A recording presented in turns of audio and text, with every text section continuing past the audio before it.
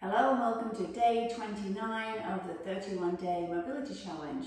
Today we're going to work on the spine. We're going to start with our peanut, and we're going to work on the muscles that go down along the spine. So I'm going to put the peanut like at a high up position, and then I'm going to work down, down, down, down, down. So maybe 5 positions with the peanut.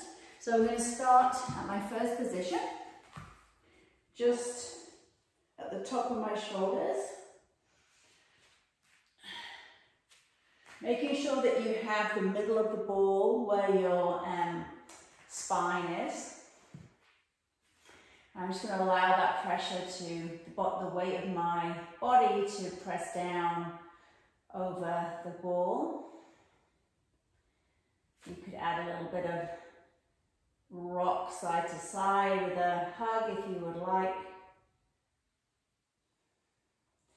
You could add a chin tuck.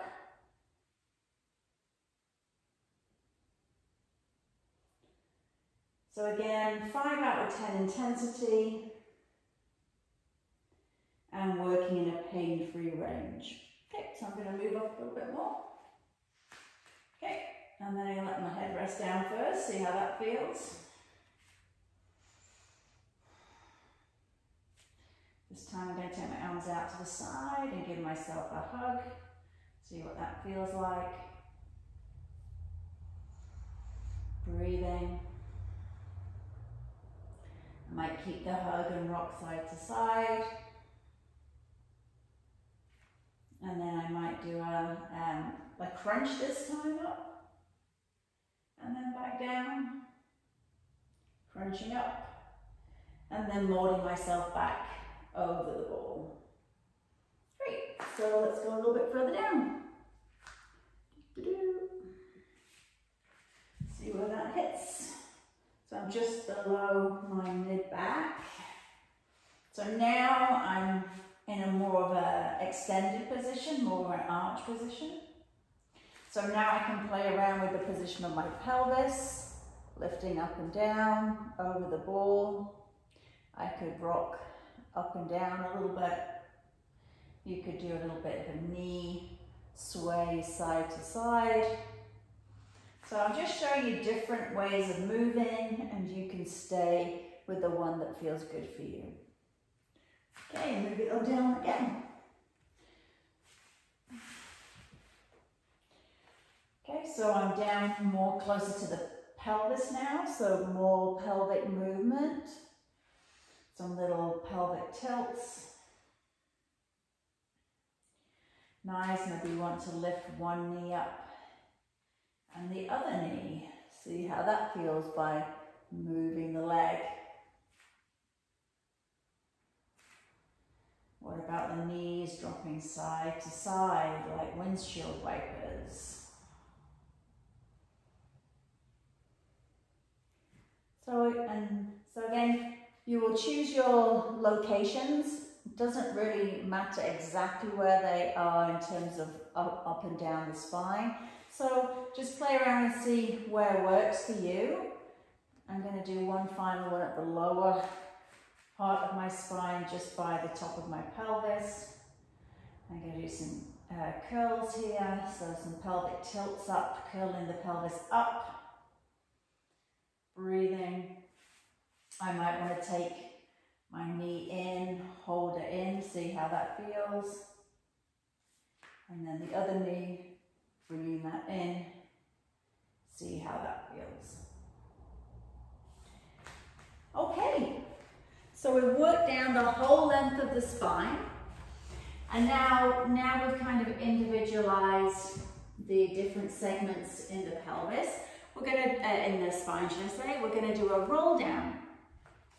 So we practiced this in one of the other spine sessions, so we'll revisit it and see how it feels. So we're first going to start with our legs out in front and your hands on the legs. If that feels a strong hamstring stretch, then maybe you want to just bend your legs a little bit. We're looking to try to have a positive angle at the hips rather than a negative one if you're starting with If with your legs straight you're in this position, then you want to bend the knees so you can either be upright or leaning forward. So from there, you'll take a big deep breath in, and then you're going to think about, as you exhale, thinking about tucking the pelvis under to press the back of the pelvis into the mat first. And then you want the lower portion of your spine to touch down next, then the middle portion, then the upper portion, then your head, and then your arms can reach back overhead into a full body stretch. Take a couple of breaths here. And then we're going to lift our arms up above the chest. We're going to tuck our chin in. And then we're going to start lifting our upper back first. Really now contracting through the abs to help you. And then the middle back peels off. And then the lower back, then the pelvis. And you're back to that start position. So modifying it, if that was hard for you, I'll show you the modification. Legs bent, hands at the back of the thighs. You're going to use your hands to help you tilt your pelvis under and support you. And then lower back comes down to the floor. And then you can come into the same thing with the arms come overhead. You could also use a strap around your feet. So you would hold the strap and then you can pull on the strap to help you up. Or you grab your thighs and you use the thighs to help you come up. So those are your variations. So choose whichever works best for you. And then back of the pelvis first. We're going for number 3. So slow as you can. Show me that you can control that descent so there's no plunking onto the floor, no back flops. Arms come up, chin in, upper back, middle back, lower back, pelvis, and reaching forward into that hamstring stretch. We've got 2 to go. So really trying to isolate one vertebra at a time if you can, so we're not kind of coming into a big segment of them, vertebra all at the same time. So that requires me to really pull on my abs to help me and control that movement. Chin into chest, abs on now, coming all the way back up, little reach. Last time, if you want to make it harder, arms go up in the air. So from there now we've extended the weight of our body that we're having to control. So pelvis first, trying not to flop down, middle of the back, upper back, and down. Reaching the arms up, chin into chest, peeling off. And then coming into that hamstring stretch for the last time. So bend your knees as much as you need to. Tuck your chin into your chest. Just have a little rock side to side. Nice work. So we have activated our abdominals at the same time that we have mobilized the vertebra in our spine. So we're going to go for some thoracic bridges. Now this is working on thoracic extension, ability to extend up and keep our chest lifted. So we'll have our hands pointing towards your bottom. This will be the ideal position. If this feels totally unattainable for your wrist flexibility, then you could turn the hands out to the side. So play around with the hand position that's best for you.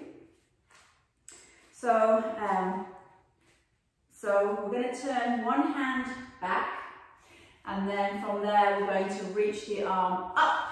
So I'm going to lift up into a bridge. I'm going to reach my arm up and back, and I'm going to look at the hand that's on the floor. I'm going to squeeze my bum, and then I'm going to come back down. And then I'm going to switch sides. So either hand facing back or hand out to the side, and then you're going to lift up. Reach the arm up and over and look down at the hand that's on the floor and breathe, squeeze your bum, and then come back down. Let's go again to the other side. Fingers point back, lifting up, squeeze the bum, look at the hand, squeeze the hips, pressing that hand into the floor. So this will be a precursor for doing a crab or a back bridge. If you ever did one of those when you were maybe younger, maybe you could still do one now. And then coming back up. Nice. So should we do one more each side? I think we should. Because sometimes the first few is just about figuring out the position, and then you can get a little bit more out of it once your brain knows what you're doing. Squeeze the bum. So what you'll find is that the hips want to drop to one side.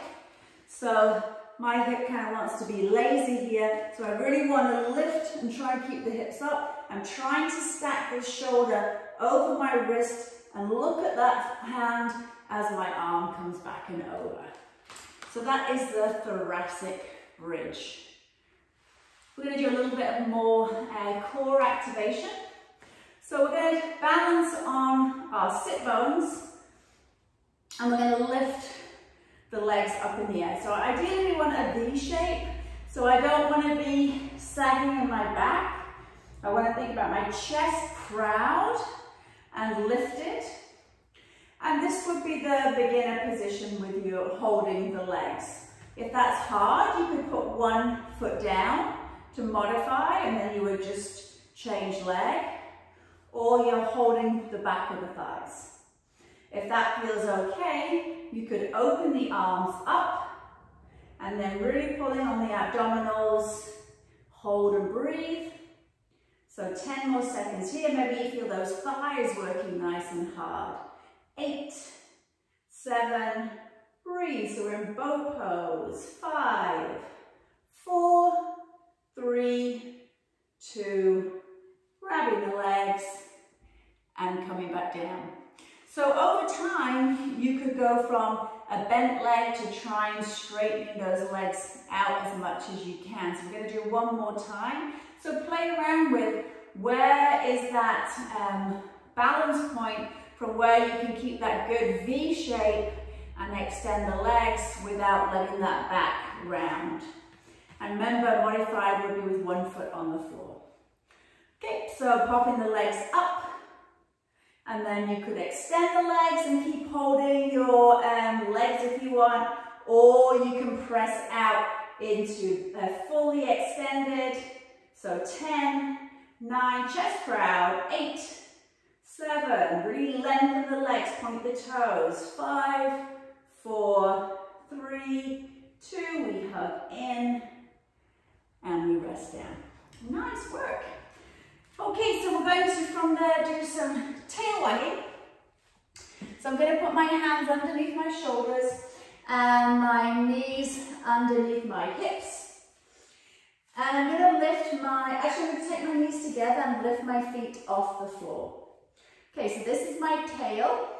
And I'm going to wag my tail to one side, and then I'm going to look at that side. And then I'm going to wag to the other side. So wagging side to side, so looking at the feet. So this having the feet together lessens the range of motion.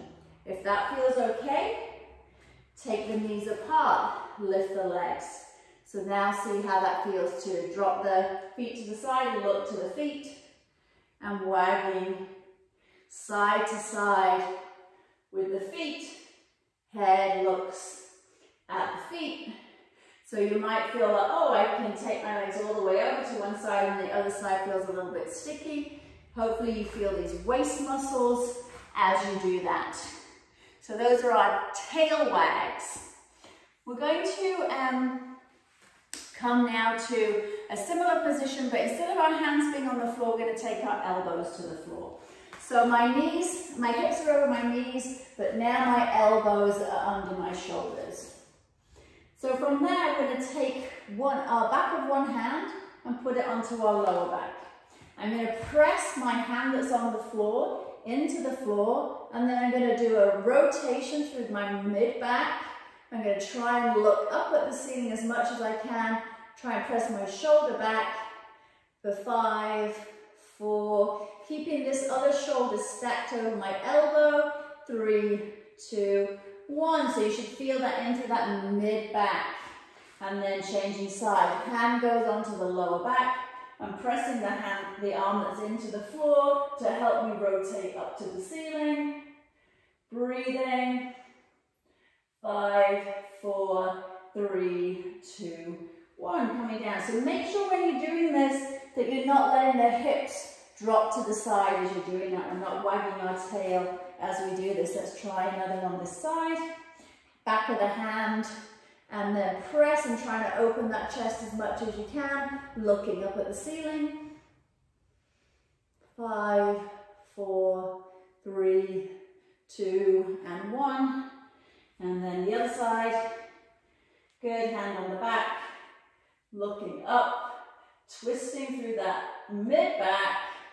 Everything else stays pressing and grounding into the floor. 5, 4, 3, 2, and 1. Nice, we're going to do some activation for one of our shoulder stabilizing muscles, which is going to help with your posture, which is our serratus anterior, which is here under our armpit. It's that muscle that's like our gills. If we were a fish, that's where you want to think of where that muscle would be. So I'm going to take one block. You could use a book or something like that. And I'm going to do the same thing with my elbow on the block like I just was. So I want to have my elbow underneath my shoulder and my hips over my knees. I'm going to take the other arm equal as if there's another foam block there, but I'm going to drop this arm down just before it touches the floor, and then I'm going to press through the arm that's on the block and lift up. So that arm comes in line with the one that's on the block. So this is 5, 4, abs are on, 3, 2, really press into the block, and 1, hold it here now. So we're hovering, hold, try and take weight onto that non-box side. So 5, 4, 3, 2, and 1. Good, let's change sides.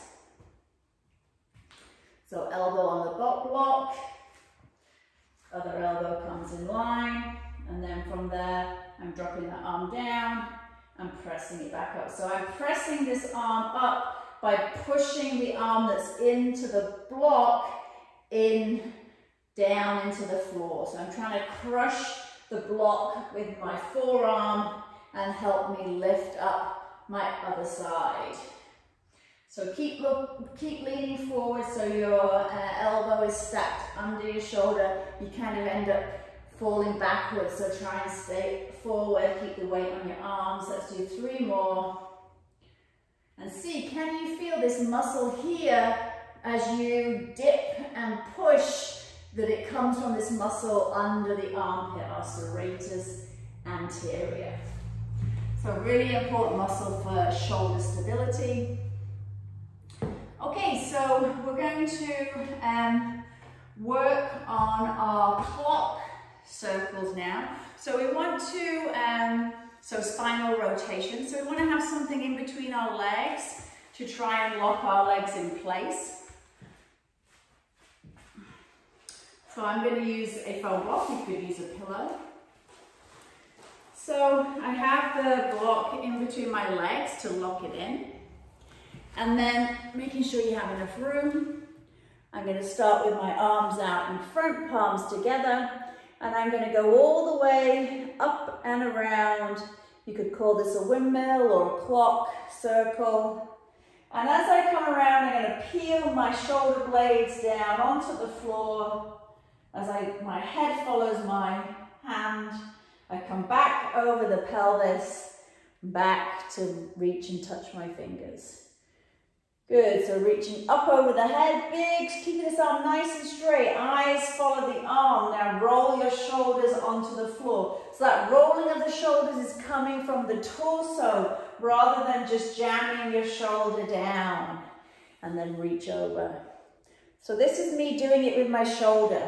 I'm just trying to press my shoulder down as much as I can. And this is me doing it, rolling through the spine and opening up the chest through the shoulders. Let's do 2 more. Nice. So feeling good stretch in through your rotational muscles, in through the obliques. Probably feel a nice stretch in through the chest, which if the chest is tight, it's going to pull your shoulders forward and affect your posture. So we're going to switch sides. Okay, so flipping over. And then from there, reaching back, shoulder blades come down to the floor. Eyes follow the hand up and over your pelvis. So really think about gripping the foam roller or your pillow with your knees so the knees don't come around with you. So as soon as you initiate the movement, squeeze on the foam roller, especially as you're in this position here, try and resist with your legs by squeezing. So 2 more. Really nice releasing posture. You might feel a few adjustments in your spine as you do this, maybe in the pelvis, and that's really good. Okay, so we're going to stay with our arms open in this T position, and we're going to do breathing in this position today. So what I want to think about doing is breathing into where I feel the tightness, and as I breathe out, I want to think about breathing out and rotating my rib cage down towards the floor. So I'm trying to get a bit more twist through my spine as I exhale. So let's do 5 breaths in on this side. So breathing into wherever you feel the tension, maybe that's your chest, maybe it's in through your lower back, maybe it's in the back of the pelvis. So breathe into where you feel the tightness. And as you breathe out, try and let that tightness go, but at the same time, try and press that shoulder down to the floor more by twisting through that rib cage. So keeping with your breaths, you count your own breaths. So 4 breaths, trying to make each breath a little bit longer and deeper than the one before. Think about still squeezing the foam roller with your knees.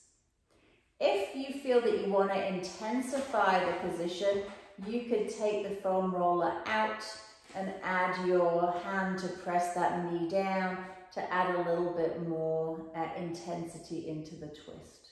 So your choice. I just don't want this one leg dangling up in the air. I want it to be supported on your other thigh. So if you cannot touch thigh to thigh in this position, then using a cushion or foam block or the foam roller is what you should be using, just to be able to allow that part of your body to relax. Okay, let's try the other side. So I'm going to put my foam roller back in. Let's take the legs over to the other side.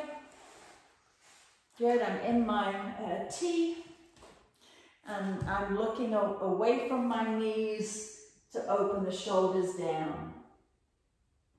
So I'm taking a deep breath in, remembering as I'm breathing out, I'm trying to twist my torso as much as I can to the floor. Breathing into where I feel the tightness, breathing out and trying to rotate more. So if you wanted to see what it feels like without the foam roller, then you could take it out. If your knees can touch each other, then that's fine. Just not having this leg kind of dangling up in the air. So I'm tighter on this side, so I'm going to keep my foam roller there to allow me to just relax my legs and focus on the twisting through the spine. So last couple of breaths here. Seeing if you notice the difference between when you first started the rotations to how your body feels now. Hopefully it feels more grounded into the floor. Feels a little bit more relaxed. And that is the end of the session today. Good job, everybody. Good spine care. So we'll see you again tomorrow. Thanks ever so much for joining me. Take care.